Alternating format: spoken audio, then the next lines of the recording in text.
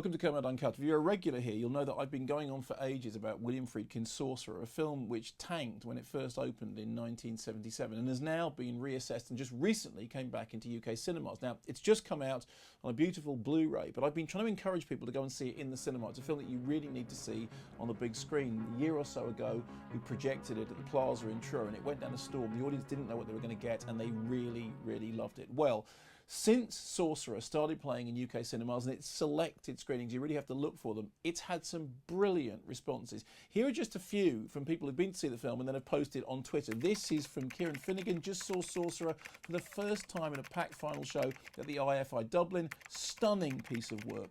Thanks for the recommendation. My other half was left breathless at times, and we never agree on movies. This from John P. Lynch, went to see it on the big screen at the Curzon Bloomsbury. It's in London this morning. Fantastic, and it was nearly full, which is great considering people could obviously just wait for the Blu-ray. This from Nick Wilson, who went to see it at home in Manchester. It was a terrific cinema. Finally, a masterpiece, every single frame. And again, Paul Halligan finally saw it at the IFI Dublin on Monday. Stunning. And this from Torrespor. I went to see this on Sunday. It's amazing. 2 hours of seat-gripping wonder. Now, I know that in the past I've complained about films being publicised with Twitter quotes because generally you don't know how authentic they are. It seems to me that many of these do have that tone of truth about them. This, for example, from Matthew of Invention, just seen Sorcerer for the first time. The tension and suspense during the rope bridge scene made me want to be sick. And from World of TV and Cinema, Sorcerer is a fantastic rollercoaster ride from start to finish. Thanks to Kermode for the recommendation. The thing about it is this.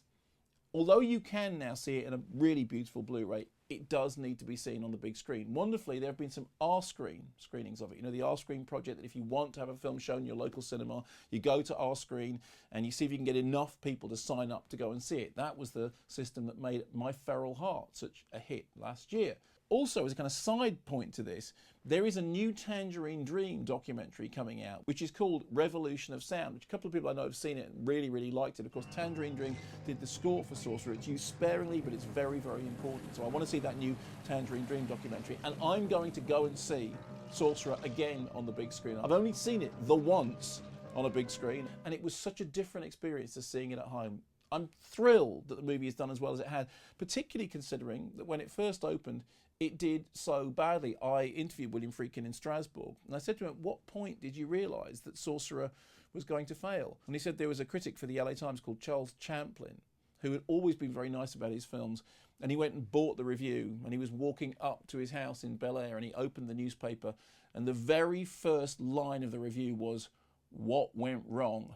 Well, 40 years later, what went right?